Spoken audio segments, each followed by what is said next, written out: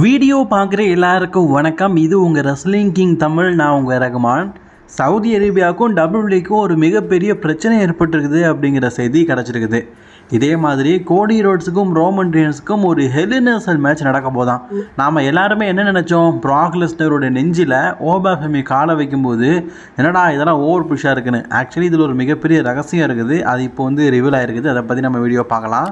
இன்றைக்கான ரெஸ்லிங் செய்திகள் ரொம்ப இன்ட்ரெஸ்டிங்காக இருக்கும். சரி வாங்க வீடியோக்குள்ளே போகலாம். ஃபஸ்ட் டைம் இருக்கவங்க சப்ஸ்கிரைப் பண்ணிக்கோங்க. பெல் ஐக்கானை கிளிக் பண்ண முடியுமா தினமும் ஒரு ரெஸ்லிங் செய்திகளை தமிழ் மொழியில் தெரிஞ்சுக்கோங்க. ப்ராக் லெஸ்னர் ரசிகர்களுக்கு எல்லாருக்குமே இந்த வாரம் நடந்து முடிஞ்ச மண்டே நைட்ரா கொஞ்சம் பிடிச்சிருக்கும், கொஞ்சம் பிடிக்காமல் போயிருக்கும். அதுக்கு முக்கியமான காரணம் என்னென்னா, பல பேரை அட்டாக் பண்ண ப்ராக் லெஸ்னரை ஓபாஃபெமி அட்டாக் பண்ணியிருப்பார். ஆக்சுவலி இதை யாருமே எதிர்பார்க்கல. ஓபாஃபெமி அப்படிங்கிறது ஒரு 4 மாதம் இருக்குமா ஒரு மெயின் ராஸ்டருக்கு அதுக்குள்ளே ப்ராக் லெஸ்னர் கூட ரெஸ்ல்மேனியாவில் மோதுறதுக்கு தகுதி இருக்குதா, இதெல்லாம் கொஞ்சம் ஓவர் புஷ்ஷாக இருக்குதே அப்படிங்கிற மாதிரி எல்லாருமே சோஷியல் மீடியாவில் பேச ஆரம்பிச்சிட்டாங்க. ஆக்சுவலி டபிள்யூடபிள்யூக்கு பார்த்தீங்கன்னா நெக்ஸ்ட்டு ப்ராக் லெஸ்னர் அப்படிங்கிற ஒரு ஆள் தேவை, த பீஸ்ட் அப்படிங்கிற ஒரு ஆள் தேவை. அதுக்காக த ரூலர் ஓபாஃபெமி ரெடி பண்ணி வச்சுருக்கிறாங்க. ஆனால் உண்மை என்னன்னா, இதுக்கு முழுக்க ஆணிவேராக இருந்ததே ஒரே ஒருத்தர் தான். அவர் பேர் ப்ராக் லெஸ்னர். ஏப்பா பேரை மாற்றி சொல்கிற, ப்ராக் லெஸ்னர் அடி வாங்கிறதுக்கு ப்ராக் லெஸ்னரை அக்செப்ட் பண்ணிக்குவாரான்னு கேட்டிங்கன்னா, எஸ், முழுக்க இதை அக்செப்ட் பண்ணிவிட்டு பண்ணது நம்ம ப்ராக் லெஸ்னர் தானா. அதாவது நீங்கள் இந்த வாரம் மண்டே நைட்ராக பார்த்துருப்பீங்க. டபிள்யூடபிள்யூ பார்த்தீங்கன்னா ரெஸ்ல்மேனியா ஆப்பனண்ட். ஆக்சுவலி இந்த செய்தி உனக்கு எப்படி தெரியும், ட்ரிபிள் ஹெச் என்ன உனக்கு மாமாவா அப்படின்னு கேட்டிங்கன்னா, பேக் ஸ்டேஜ் அப்டேட் அப்படிங்கிறது தெரியும். அது மட்டும் இல்லாமல் டபிள்யூடபிள்யூ பார்த்தீங்கன்னா ஆஃபர் போடும்போது ஆஃபர் அவங்க போட மாட்டாங்க, ஃபேன்ஸ் ரெக்கார்ட் பண்ணி போடுவாங்கல்ல. அப்போது அந்த ரெஸ்லர்ஸ் என்ன பேசினாங்க அப்படிங்கிறதெல்லாம் நமக்கு ரெக்கார்ட் ஆகிருக்கும், அதில் நமக்கு தெரியும். அந்த வகையில் ப்ராக் லெஸ்னருக்கும் ஓபாஃபெமிக்கும் ஃபீட் வர்றது டபிள்யூடபிள்யூ ஃபிக்ஸ் பண்ணிட்டாங்க. இதை ப்ராக் லெஸ்னர் அக்செப்ட் பண்ணிவிட்டு ஓபாஃபெமியோடைய டேலண்ட்டை புரிஞ்சுக்கிட்டு அவருக்காக பார்த்தீங்கன்னா ரொம்ப இறங்கி போயிருக்கிறாரு. அது எப்படி பார்த்தீங்கன்னா, ஓபாஃபெமி அடிக்கும்போது ரொம்பவே அடி வாங்கி கிடக்கிற மாதிரி மட்டும் இல்லாமல், ஓபாஃபெமி அந்த இடத்துல நிற்கும்போது ப்ராக் லெஸ்னரே சொல்லியிருக்காரு, உன்னுடைய காலை தூக்கி என் நெஞ்சு மேலே வையி அப்படிங்கிற மாதிரி சொல்லியிருக்காரு.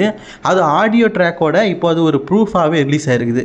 அதில் ப்ராக் லெஸ்னர் என்ன சொல்லியிருக்காரு பார்த்தீங்கன்னா, put his foot on Lesnar, அதாவது உன்னுடைய காலை தூக்கி என்னுடைய நெஞ்சு மேலே நீ வைக்கணும் அப்படிங்கிற மாதிரி ஓபாஃபெமியை பார்த்து சொல்லியிருக்காரு. ஆக்சுவலி இது அந்த நேரத்தில் முடிவு பண்ண ஒரு விஷயம். ட்ரிபிள் ஹெச் முடிவு பண்ணலை, டபிள்யூடபிள்யூடைய மேனேஜ்மெண்ட்டும் முடிவு பண்ணலை. ப்ராக் லெஸ்னரே ஓபாஃபெமியை பார்த்து உன்னுடைய காலையை நெஞ்சு மேலே அவை, அதான் நல்லா இருக்கும். ஏன்னா மக்கள் மத்தியில் அவ்வளோ பெரிய வரவேற்பு கிடச்சிருக்குது அப்படிங்கிறத ப்ராக் லெஸ்னர் கண்ணால் பார்த்துட்டாரு. ஓபான்னு கத்துறது மட்டும் இல்லாமல் ஹுல் அப்படின்னு கத்துறது எல்லாத்தையுமே ப்ராக் நோட்டம் விட்டுட்டாரு. ஸோ அதனால் தன்னை தாழ்த்திக்கிட்டு ப்ராக் லெஸ்னரே பார்த்தீங்கன்னா உன்னுடைய காலையை நெஞ்சு மேலே வெயி, அதுதான்டா கெத்தாக இருக்கும் அப்படிங்கிறத சொல்லியிருக்கிறாரு. இதை விட ஒரு பெரிய விஷயம் என்னென்னா, ஓபாஃபெமி கால் வைக்கலை, அப்படி ஒரு ஸ்டெப்பு மேலே வச்சுட்டு இருந்திருக்காரு. இதை பார்த்த ப்ராக் லெஸ்னர் என்ன பண்ணியிருக்காருன்னா, ஓபாஃபெமி சரிப்பட்டு வரமாட்டான்னு சொல்லிட்டு அவருடைய காலை இறுக்கமாக பிடிச்சி தான் நெஞ்சு மேலே வச்சுருக்கிறாரு. அதுவும் நீங்கள் இப்போ நல்லா பாருங்கள் தெரியும், ஓபாஃபெமி ப்ராக் மேலே காலை வச்சு அப்படி பார்க்கும்போது ஒரு ஸ்டெப்பு மேலே தான் வைக்கிறாரு. ஆனால் ப்ராக் அவருடைய காலை பிடிச்சி நெஞ்சு மேலே வயல, அதுதான் நல்லது அப்படின்னு சொல்லிட்டு வைக்கிறாரு. உண்மையிலேயே பீஸ்ட் தான்ப்பா, பெரிய மனுஷன் தான்ப்பா. உண்மையிலேயே இதுக்காகவே நீங்கள் ஒரு லைக் பண்ணலாம். ப்ராக் லெஸ்னருக்காகவே ஓபாஃபெமியை புரிஞ்சுக்கிட்டு அவருடைய வளர்ச்சிக்காக தன்னையே பார்த்தீங்கன்னா ப்ராக் லெஸ்னர் அர்ப்பணிக்கிறாரு. அதுலேயும் நெஞ்சில் கால் வைக்க சொன்னோடனே ஓபாஃபெமியால் வைக்க முடியலை, ஏன்னா ப்ராக்ல எப்படிப்பட்ட ஆளுன்னு தெரியும். ஆனால் அதை புரிஞ்சுக்கிட்டு ப்ராக் பார்த்தீங்கன்னா அவரோட காலை அப்படியே பிடிச்சி வச்ச விஷயம்லாம் வேறு லெவலில் இருந்தது. இதுக்கும் மேலே என்ன ஒரு விஷயம் தெரியுமா, இப்படி ஓபாஃபெமியை பார்த்து என் நெஞ்சு மேலே காலை வைன்னு சொன்னது மட்டும் இல்லாமல் பிடிச்சார்ல, இதை பார்த்து ஓபாஃபெமி எமோஷனல் ஆகிட்டார்.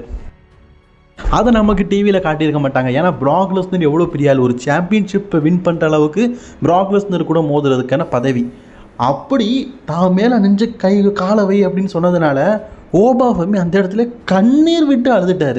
அந்த வீடியோவும் ரிலீஸ் ஆகிருக்குது. என்னால் வீடியோவை காட்ட முடியாது, ஃபோட்டோவை காட்டுறேன் பாருங்கள். ஓபாஃபெமி பார்த்தீங்கன்னா அழுதுட்டார். நமக்கு எல்லாத்துக்குமே எப்படி காட்டியிருப்பாங்க, ப்ராக் லெஸ்னர் கீழே அடிபட்டு கிடக்கிற மாதிரி. ஆனால் ரிங்கில் ஓபாஃபெமி என்ன பண்ணிகிட்டு இருந்திருக்காருன்னா அழுதுட்டு இருந்திருக்காரு. ஆக்சுவலி ப்ராக் லெஸ்னருக்கு ஒரு ரெஸ்லரை பிடிச்சிட்டுனா அவருக்காக என்ன வேணாலும் பண்ணுவார். அவருடைய வளர்ச்சிக்காக தன்னையே பார்த்தீங்கன்னா தாழ்த்து தோற்று போவார். இது நிறைய தடவை பண்ணியிருக்காரு. பிடிக்காட்டால் ஒன்றுமே செய்ய மாட்டார், வேனுக்குன்னே வச்சு அடிப்பார், எல்லாம் பண்ணுவார். ஆனால் ஓபா ஃபெமியை பிடிச்சதுனால இது எல்லாத்தையும் பண்ணியிருக்காரு.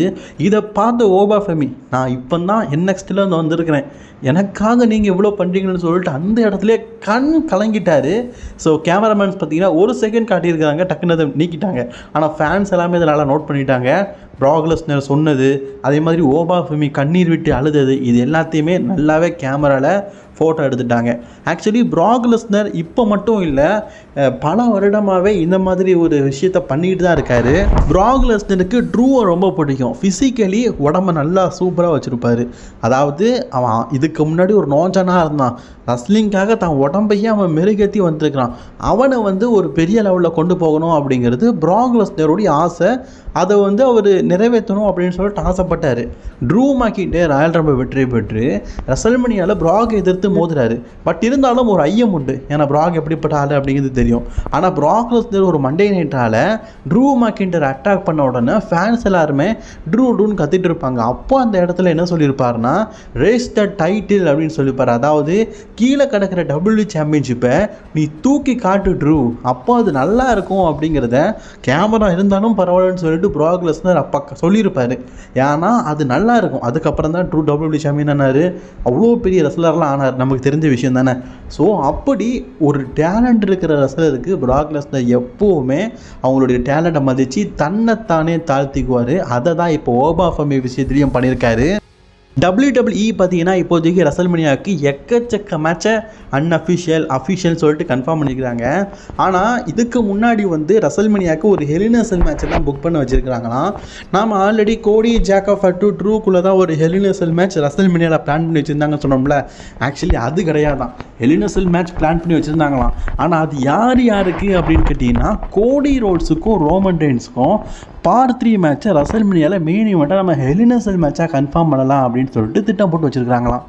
என்ன ப்ரோ இது ஒரு புது பொருளையாக இருக்குதே அப்படின்னு கேட்டிங்கன்னா, ஆக்சுவலி இதை கேட்டோடனே எனக்கே ஷாக்கிங்காக தான் இருந்தது. ஆனால் நீங்கள் வந்து ரெஸ்லிங்கை தொடர்ந்து பார்க்குறவங்களுக்கு நல்லாவே தெரியும், ஹெல் இன் எ செல் டைமில் வார் கேம் டைமில் WWE பார்த்தீங்கன்னா ஒரு விஷயத்தை பண்ணியிருப்பாங்க. ரோமன் ரெயின்ஸ், சிஎம் பாங், கோடி ரோட்ஸ் இவங்க 3 பேரும் ஃபேஸ் ஆஃப் நிற்கும்போது சிஎம் பாங் ரோமன் ரெயின்ஸ் கூட ஸ்டோரி லைனுக்கு கொஞ்சம் கூட ஒட்டாமல் தள்ளி போயிடுவார். ஆனால் கோடிக்கும் ரோமனுக்கும் அப்போவே ஒரு ஸ்டோரியை WWE ஆரம்பித்து வச்சுட்டாங்க. ஸோ அதை தான் ரெசல்மனியாவுக்கு அவங்க பிளான் போட்டு வச்சுருக்கிறாங்க, விதை போட்டு வச்சுருக்கிறாங்க.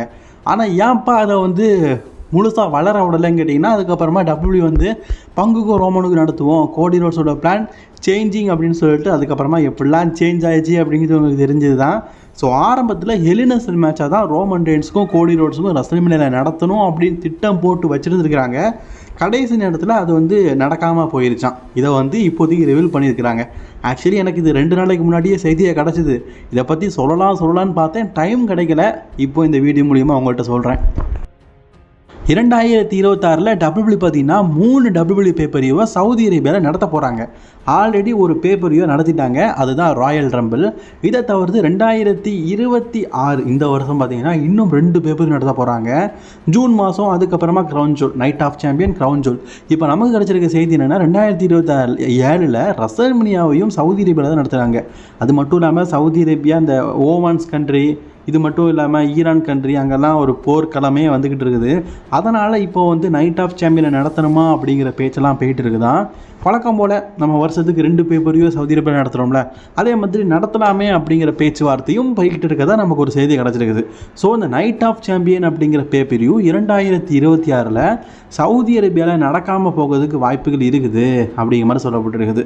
வழக்கம் போல் பார்த்திங்கன்னா இந்த செப்டம்பர் மாதம் க்ரௌன் ஜூலில் நடத்தி அதுக்கப்புறமா ரெசல்மனியாவில் பார்த்துக்கலாம் அப்படின்னு சொல்லிட்டு ஒரு பிளான் வச்சுருக்கிறாங்களாம். இப்போதைக்கு இது ஒரு செய்தியாக கிடச்சிருக்குது. ஸோ இதனால் சவுதி அரேபியாவுக்கும் WWEக்கும் ஒரு சின்ன மனக்கசப்பு இருக்குது அப்படிங்கிற மாதிரி சொல்லப்பட்டிருக்குது. WWE ஏன் பயப்படுறாங்கன்னா, ஆல்ரெடி பார்த்தீங்கன்னா அரப் கண்ட்ரீஸ்லலாம் குண்டு தான் போட்டுட்ருக்கானுங்க. அதுலேயும் உங்களுக்கு தெரிஞ்ச விஷயந்தான், ஈரானில் எவ்வளோ பெரிய பிரச்சனை நடந்துகிட்டு இருக்குன்னு. அதனால தான் இந்த மாதிரி சுச்சுவேஷனில் நம்ம ஒரு என்டர்டெயின்மெண்ட் ஷோ நடத்தணுமா அப்படின்னு சொல்லிட்டு யோசிக்காங்க போல இருக்குது. அதுவும் அமெரிக்கன்காரன்களில் அதான் பிரச்சனை. அமெரிக்காவுக்கும் ஈரானுக்கும் தான் பெரிய பிரச்சனையே. அதுலேயும் இதெல்லாமே பார்த்திங்கன்னா முஸ்லீம்ஸ் கண்ட்ரி. ஸோ பிரச்சனை வரக்கூடாது அப்படிங்கிறதுக்காக நடத்த வேண்டாம் அப்படிங்கிற மாதிரி பேச்சுவார்த்தை போயிட்டு இருக்குதான். ஸோ மேபி இந்த வருஷம் அதிகப்படியாக நைட் ஆஃப் சாம்பியன் நடக்காது அப்படிங்கிற மாதிரி சொல்லப்பட்டிருக்குது. ஸோ நம்ம வெயிட் பண்ணி பார்க்கலாம். இதை பற்றி நான் அஃபீஷியல் செய்தி எதுவும் கிடைக்கும்போது நான் கண்டிப்பாக உங்களுக்கு சொல்கிறேன்.